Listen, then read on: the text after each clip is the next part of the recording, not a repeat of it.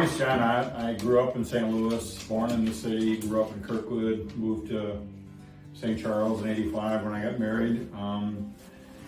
Why I'm here, just I love dogs. I mean, I just, I never really had a dog all my life, but there were times when I didn't have a dog. But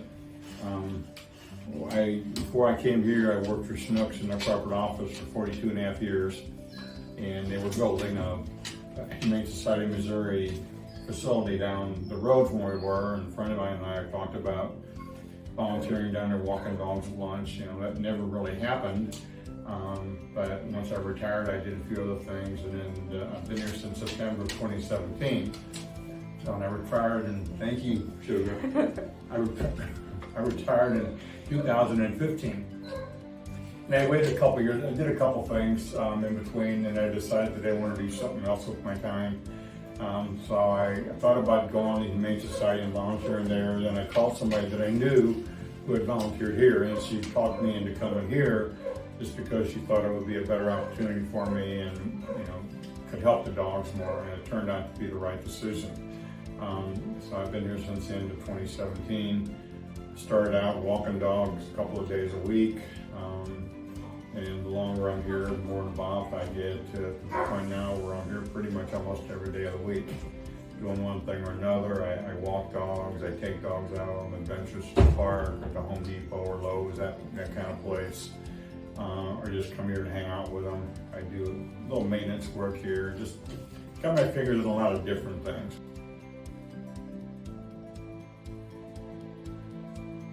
So there's plenty of opportunities. There's always plenty of great dogs here. If you don't have a dog, you can't have a dog in your apartment, in your home. If you live with your parents and you can't have a dog, this is a great place to get your dog fixed. It really is. There's several people like that. Most people have their own dogs or a dog or dogs at home. Thank you. They come up here and you just start to fall in love with some of the dogs. You get really attached to them, and what they say about, how can you avoid bringing dogs home? It's not easy. It really is not easy to do that, because there's probably in the time I've been here, I'm gonna guess there's probably been at least a dozen dogs I would have walked out of here with if I could get away with it. So, but we have one dog already at home, and we retired, so we're kind of not looking to have, my wife isn't looking to have another dog. I wouldn't mind having one or two, but I'm losing that argument. But it's just a really great place to get your dog fixed, or just to go home at the end of your shift feeling like you've done something for the dogs, because they're here, none of them are here voluntarily. They're here as strays or surrenders or whatever. They're not here voluntarily. They're in, for lack of a better term, they're in doggy jail, because they live in a 4x8 cubicle, most of them, and their only view is out the door. There's a wonderful image that I've seen that shows you the view from a dog's kennel, and it just makes you think how difficult it is for them. So you just want to come here and walk them and play with them and just sit with them and just give them some attention, because they don't get a whole lot of attention. They get walked 5 or 6 times a day, but some dogs are more difficult than others, so the number of people that can work with those dogs has been limited. So I kind of can gravitate more towards those dogs, I guess, because I know they're not getting as much attention as some of the dogs that pretty much every volunteer can walk. There's groups that only certain volunteers can walk, so I tend to gravitate towards those dogs more than anything else. But regardless of what dogs you work with, it's just going to make you feel good, to know that you've done something for that dog that day.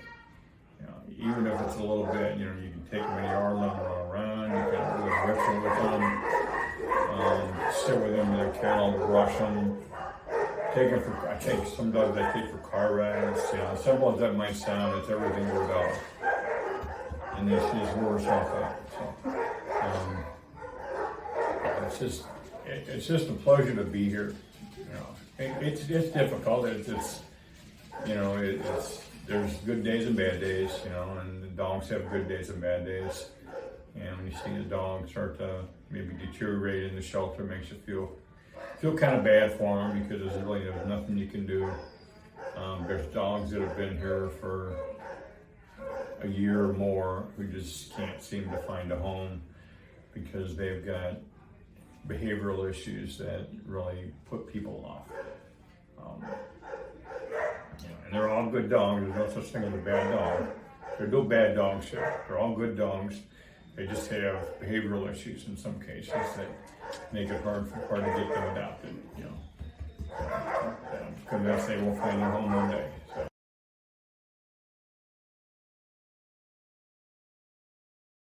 Okay, that's easy. There was a dog named Lola who was here for over a year. She was adopted and then she came back. And we've got a program called Shelter Buddy Program. That's where a volunteer can kind of hook up with a dog. You just spend more time with the dog, give the dog more attention, and just hang out with them. Like I was saying before, just give them an opportunity to experience some love and some attention.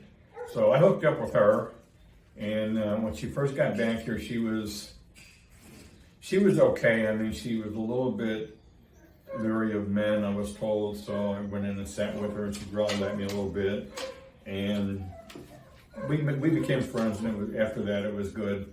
But it's at some point, I don't know exactly what happened, but she kind of went to the dark side. She got to where she was afraid of people, and we've got a few dogs like that around here the same way.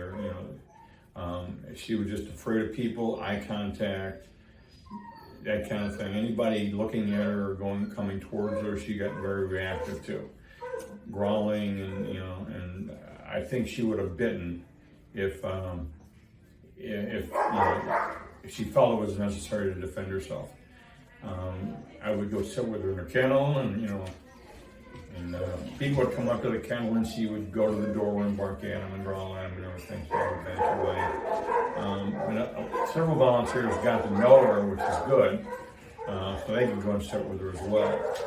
But I just kind of decided that, since she's my shelter buddy, I'm going to start working with her. So there were some trainers that came in here. They contract with some trainers to come in once a week. So I spoke with them about it. What do you do with a dog like that? So I said, just go to the park, sit on a bench, watch people, take her to Home Depot or Lowe's in a muzzle, and we would just go to Home Depot or Lowe's or places like that, and we would just sit. People thought I was nuts, I'm sure. I'd go on the entrance of Home Depot or Lowe's, and I'd go sit on a pile of lumber, and we just watch people. That's all we would do, and if she growled, I would get away and walk away with her. She did almost bite a guy one time, though, because he stuck his hand in her face. That was before I knew that she was very reactive to people. But we would go and we would sit on the lumber, and we would just watch people. And slowly but surely, she started to get more comfortable being around people. She would, from 2 or 3 feet away, people would walk by with a shopping cart, and she would just look at them. The only time she would react is if they reached for her. But she had a muzzle, she had a vest on that said "Do Not Pet." So that's pretty much what we did. And I got her to the point where she would accept treats for people, and they told me just have her there, strike up a conversation with somebody, anybody, and just stand about 4 or 5 feet away from them and let Lola do what Lola wants to do. If she wants to go sniff them.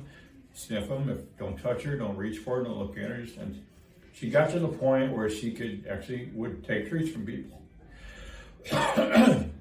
which is good. So we worked with that for several months to get her to that point. And then finally, it was like last May, I think, a couple came in, and I first met the husband.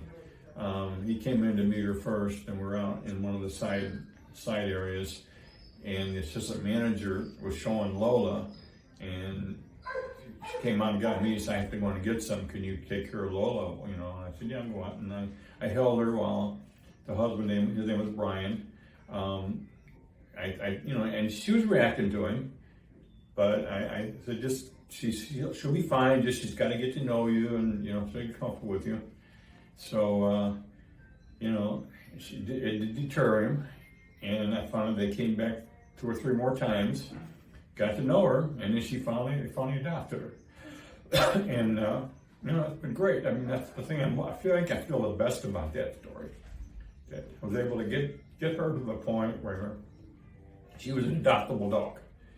She's not a bad dog, and I'm in touch with her mom right now. So, and I get videos and pictures of her all the time, and she's a changed animal. So it's possible to do that. We just some patience and some adopters that are willing to come back and give this dog a chance. So many adopters just want to come in, they want to feel good, they want to walk out with a dog, and it's not possible. They're shelter dogs, they're here for a reason, most of them.